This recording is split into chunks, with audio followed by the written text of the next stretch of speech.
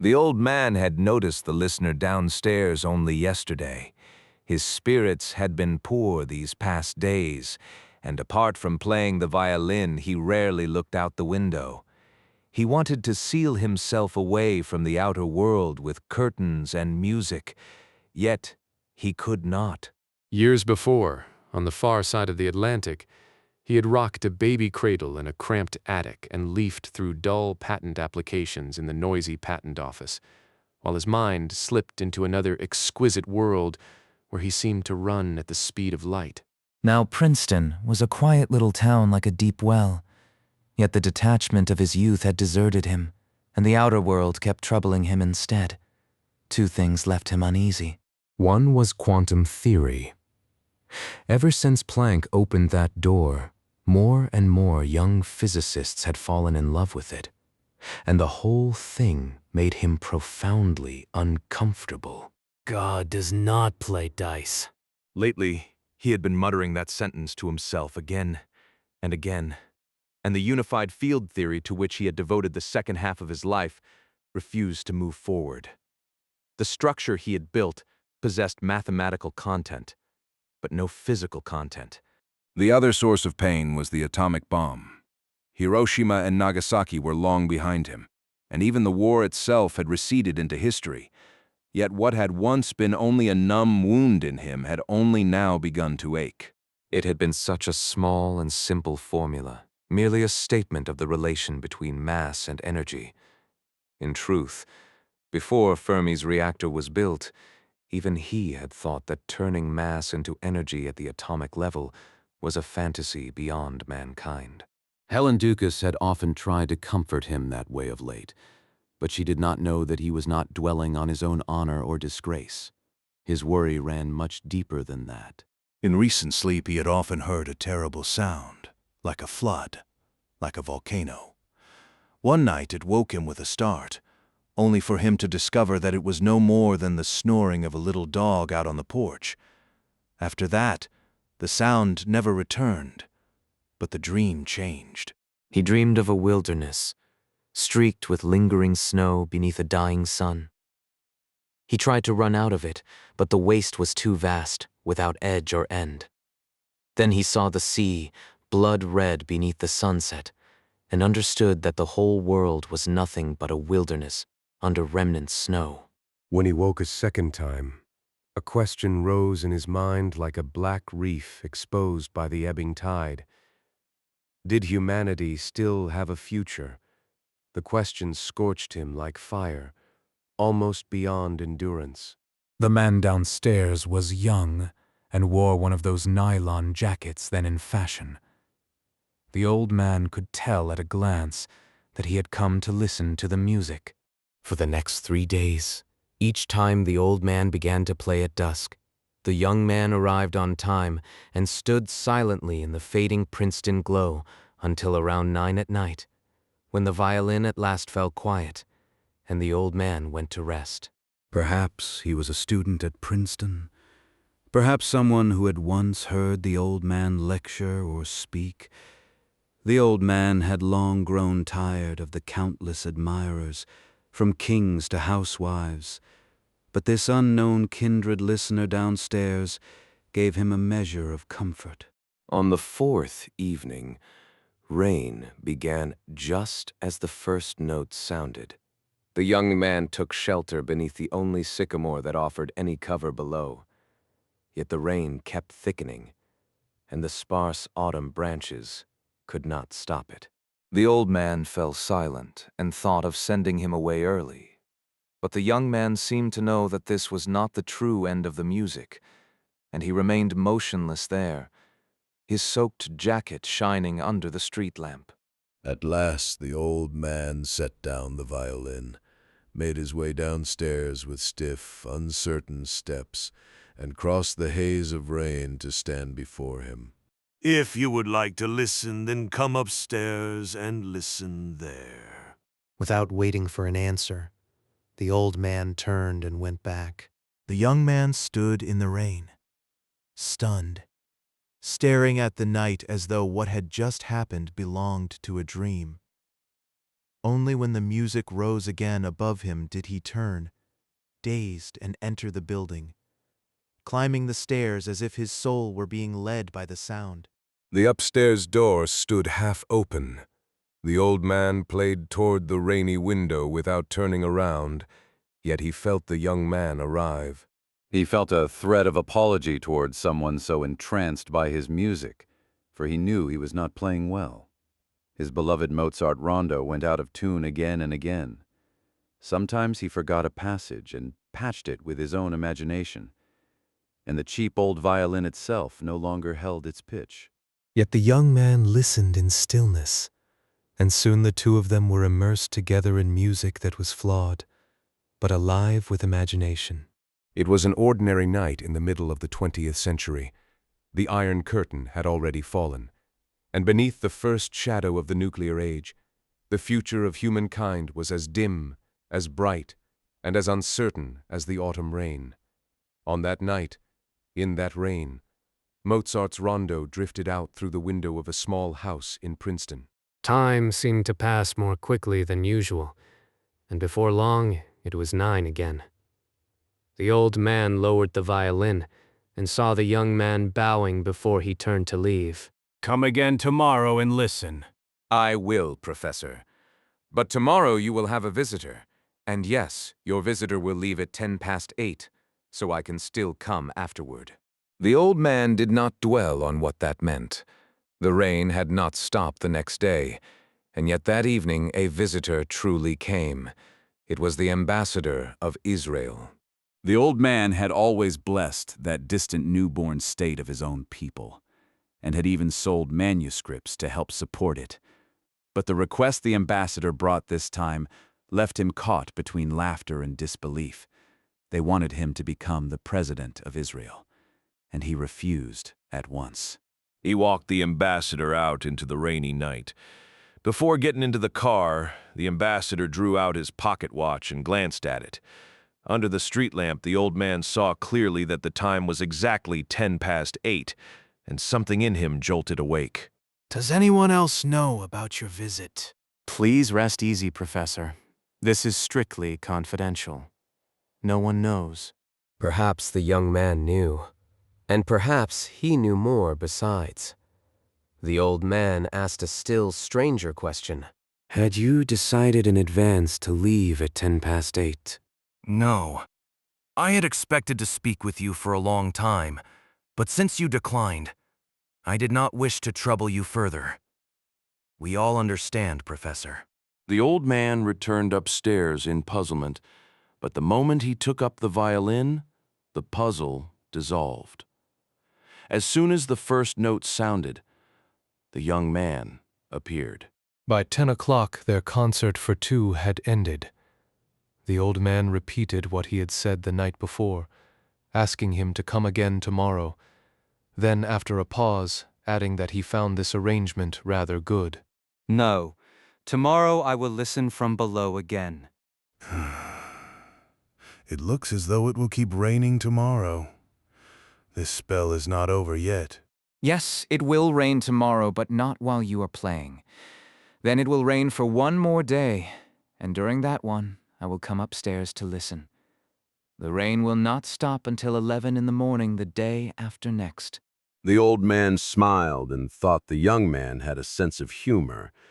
Yet as he watched the retreating figure, he felt a sudden intuition that this might not be humor at all. The intuition proved right. The weather that followed confirmed the young man's words with almost cruel precision. The next evening there was no rain, and he listened downstairs. On the third night it rained, and he came upstairs.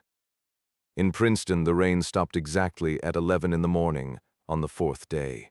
That evening, after the clearing weather, the young man did not wait below. He entered the old man's room carrying a violin. He said nothing, only held it out with both hands. No, I have no need of another violin. Many people had offered him violins before, including priceless instruments made by famous Italian masters, and he had declined them all, convinced that his own skill was unworthy of such gifts. This is only on loan. You may return it after some time. I am sorry, Professor, but I can only lend it to you. The old man took the violin. At first glance, it seemed almost ordinary and nearly stringless. Looking closer, he saw that strings were there after all, only so fine they resembled spider silk. He hardly dared press a finger against them. Those silken threads looked as though one breath might snap them. He glanced up at the young man, who answered with a faint smile and a nod. So he pressed his finger down very gently. The string did not break. Instead, he felt a fierce tension no thread so delicate ought to possess. He set the bow upon it, and in the tiny accidental slide of that motion, the string gave forth its sound. In that instant, the old man understood what heavenly music meant. It was the sound of the sun turned into sound. He launched into the rondo and at once dissolved into the boundless universe. He saw light waves moving through space as slowly as mist stirred by a dawn breeze.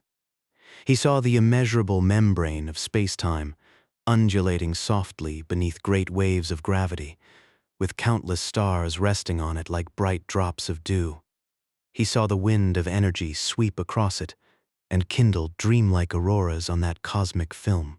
When he woke from the enchantment of the music, the young man had long since gone. After that, the old man was bewitched by the violin and played it deep into the night. Ducas and the doctor both urged him to spare his health, but they too knew that whenever the instrument began to sing, a vitality he had never known before surged through his veins. The young man, however, did not return. More than 10 days later, the old man suddenly began to play the violin less, and sometimes went back to his old instrument. A worry had arisen in him, the fear that too much playing would wear through those spider silk strings. Yet the spell of that sound was stronger than his caution, especially when he thought that the young man might come one day to reclaim the violin. He returned to it and played through whole nights, just as he had at first. Each night, when he finally stopped with reluctance, he examined the strings carefully. His old eyes were weak, so he had Ducas fetch a magnifying glass. Under it, the strings showed no trace of wear at all. Their surface was smooth and crystalline like a jewel, and in darkness, they even gave off a blue light. Then another 10 days passed. Late one night before sleeping, the old man took his customary final look at the instrument and noticed at once that something about the strings had changed. He raised the magnifying glass and confirmed his suspicion. The sign had really appeared several days earlier, only now had it become plain enough to force itself upon him. The more they were played, the thicker the strings became. The next evening, just as he laid the bow upon them, the young man suddenly appeared. Have you come to take the violin back? The young man nodded. If you could give it to me instead. Absolutely not. I am truly sorry, Professor, but absolutely not. I cannot leave anything behind in the present. The old man fell into thought and began to understand. Then this does not belong to the present. The young man nodded again. He stood before the window, and outside the Milky Way crossed the sky in a blaze of stars, leaving him a dark silhouette against that splendor. The old man remembered the young man's uncanny certainty about the weather, and suddenly saw how simple it was. He had not been predicting anything. He had been remembering it. I am a messenger. Our age did not wish to see you suffer such anxiety, so they sent me. Then what have you brought me, this violin? No. The violin is only a proof that I come from the future. And how does it prove that? In your age, people can already turn mass into energy. The atomic bomb, and soon the thermonuclear bomb. In ours, energy can be turned back into mass. Look at these strings. They have grown thicker because the sound wave energy produced by your playing has been converted into added matter. I know that neither point fits your theory. First, I should not be able to move backward through time. Second, according to your equation, far more energy would be required to add so much mass to the strings. The old man was silent for a while, then smiled with great gentleness. Theory is gray. He sighed softly, then completed the thought in an even softer voice. And now the tree of life has turned gray as well. All right then, child, what message have you brought? 2 messages. Then the first. Humanity has a future. Relief sank through the old man as he leaned back in his armchair.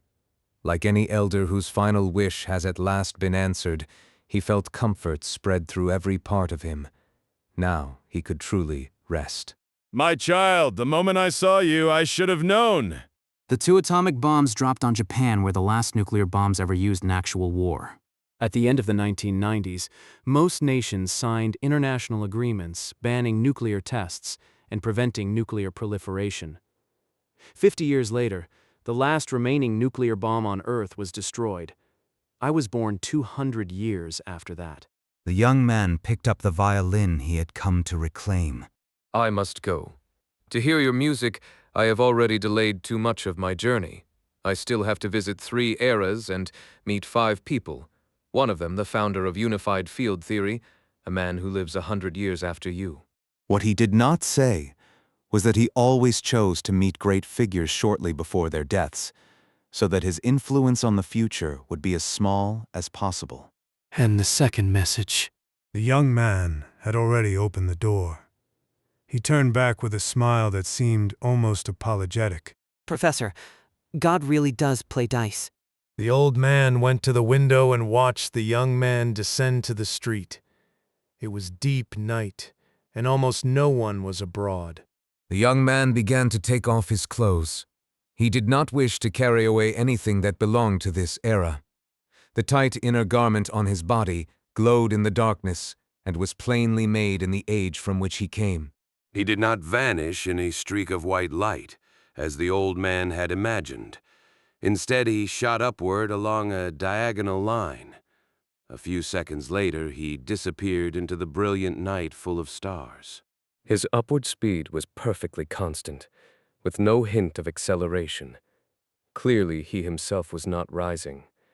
The earth was moving while he remained absolutely still, at least absolutely still within that frame of space and time. The old man guessed that perhaps the young man had placed himself at the origin of some absolute coordinate in space and time, standing on the bank of the river of time and watching its torrent rush past, free to step to any point upstream or down. Albert Einstein stood silent for a while, then turned slowly and picked up his old violin again.